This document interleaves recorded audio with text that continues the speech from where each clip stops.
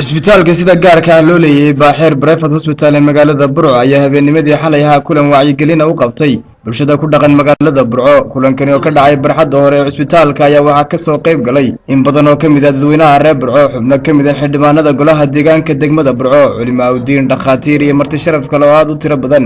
Kulankani wacyigelinta ayaa waxaa halkudhig u ahaa xiriirka ka dhaxeeya cuntada iyo caafimaadka, waxaana ugu horreynba munaasabadaasi daafay Dr. Muuse Baaxeer iyo Dr. Yuusuf oo faahfaahiyay kulankani kana hadlay xiriirka dhow ay leeyihiin cuntada iyo caafimaadku. waxaan isniri mujtamaca aad u shaqaynaysaan ee habeen iyo maalin aad u taagan tihiin waxa aad iyo aad muhiim u ah in wax ka mid ah caafimaadkooda wax looga sheego.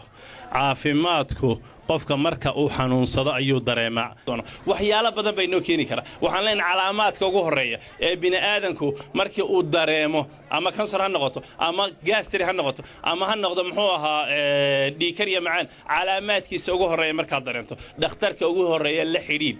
isbaadh adoo oo caafimaad qaba, isbaadh adiga oo ladan, isbaadh wixii xanuunka keenaya aynu iska kaashanno. raashinka markii la yidhaaho meesha laga keenayo ee ninka soo dhoofinaya ilaa iyo qofka ugu dambeeya ee cunaya mas'uuliyad bay naga saaran. dhinaca kale waxaa halkaasi ka hadlay Sheekh Xasan Cali Warsame iyo Sheekh Maxamed Cabdalla oo si aad uga hadlay in la ilaaliyo nadaafadda si ay nadiif u noqoto cuntada aynu cunayno, waxaana hadalladoodii ka mid ahaa sidatan. culimo badan oo culimadii islaamka ka mid ah oo muxadisiintii ka mid ah xadiidka nabiga calayhi salaatu wasalaam yaqaanay ayaa caafimaadka axaadiistiisa iyo diintu waxay ka qabto aad u balballaadhiyey. aayaddu waxay tahay wakuluu washrabuu walaa tusrifuu. ilaahay waxa uu yidhi cuna oo cabba walaa tusrifuu, laakiin ha ku talax tegina. qaalu acaami cala acaamina waa waxa ugu badan ee waxa weeye caafimaadka dila. cunto in laga dabageeyo fa ina daa akthara maa taraahu.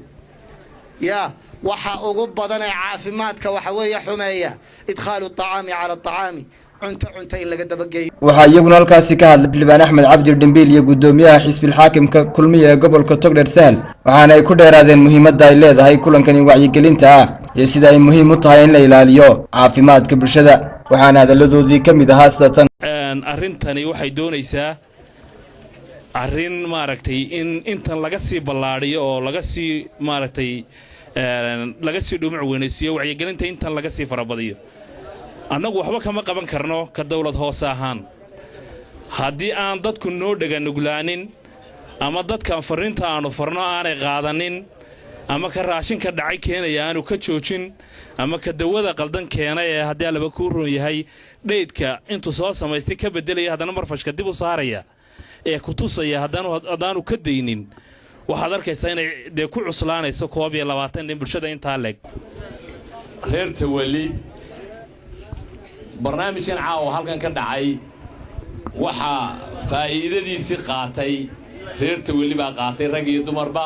culimadeenna iyo dhaqaatiirteenna barnaamijka ay soo bandhigeen ee wax ku oolka ah ha la xayeysiiyo, ha lagu soo celceliyo, dadku ha ka faa'iidaystaan.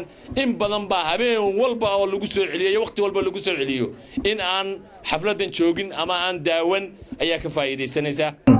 kulankani oo ahaa mid ay isku arkeen inta badan dadweynaha reer Burco ayaa waxaa halkaasi su'aalo lagu weydiiyay dhaqaatiirta iyo xildhibaanada ka tirsan golaha deegaanka degmada Burco ee ka soo qayb galay kulankaasi. Maxamed Xuseen Ismaaciil Maxamed Mooto, wararka shabakada caalamiga ee Burco online magaalada Burco.